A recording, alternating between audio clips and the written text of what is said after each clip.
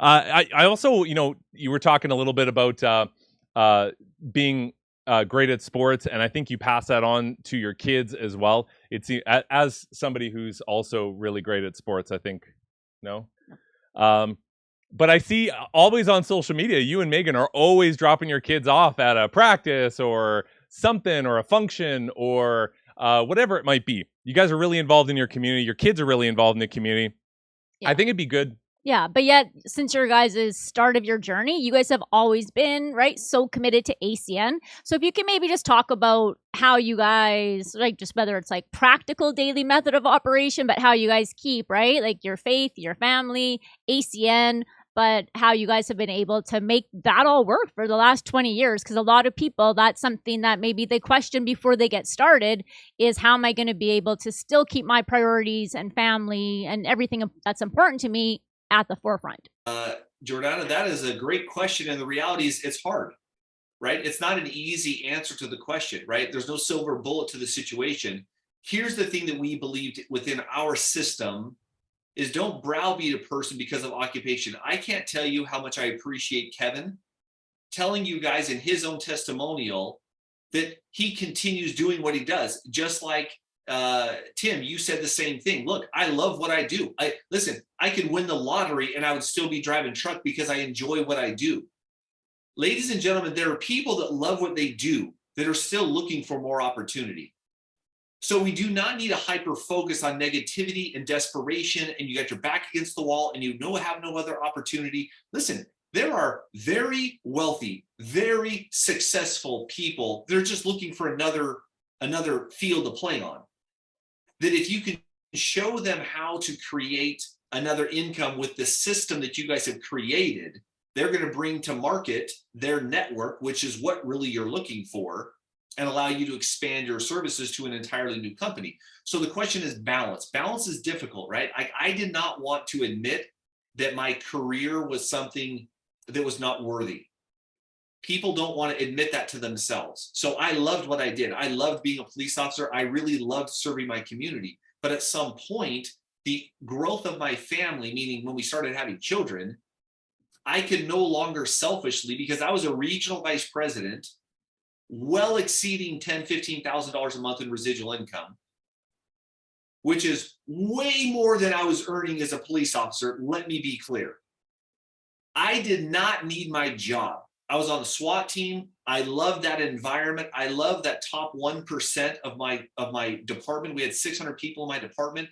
I loved the people that push themselves. I loved being in that environment of the people. Not that we knew we were not better. We were, right? Like, we knew that we committed ourselves more. We were more dedicated. And so the balance element for us has always come into a priority, that the charts in business are fickle. If your sense of identity only come from a chart, which are going to change every 30 days, you're going to miss the mark. Stop comparing yourself to other people. It's okay to compete, but stop comparing. Your journey is not their journey. Your mission is not their mission. Their family situation isn't your family situation. So stop beating yourself up over not achieving. And here's why I say that. Because we got started in the business, and the gentleman that introduced us to this business became a regional vice president in ACN in less than 11 months. Broke every record in the history of ACN. Was the #1 SVP in the company. Built a dynasty of what really is the system today. And Megan and I didn't become regional vice presidents for 4.5 years. That's called living in the shadows. So literally, we were like the Clark Kent to Superman, living in the shadows, being identified as the little brother, little sister of, brother-in-law of this, the Titan, the icon, the legacy, the legend that is. But the reality is, we never cared about being measured up to that person. We just were doing the best that we could do in the environment that we were in. And here's what I know. I know that my children will only be my children once. And at the end of the day, time is precious and it is valuable. So I cherish time more than I do anything else. But what I do is I prioritize my effort. See, we focus on emphasizing producing results. I have found people that say they're working ACN 20 hours a week.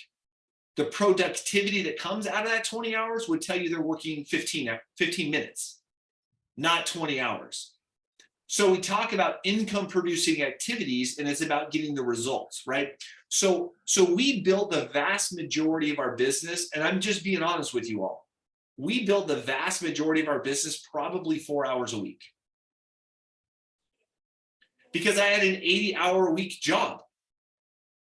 So it's unrealistic to go to a guy like Kevin, who's a doctor, has 150 freaking properties, which blows my mind, by the way, and say, hey, buddy, I need you to abandon your freaking eye doctor practice that you've invested $750,000 doing, let alone the $1 million in education. Put all that in the corner, friend, and let me show you how to make money off of a $12 a month internet bill or a TV bill.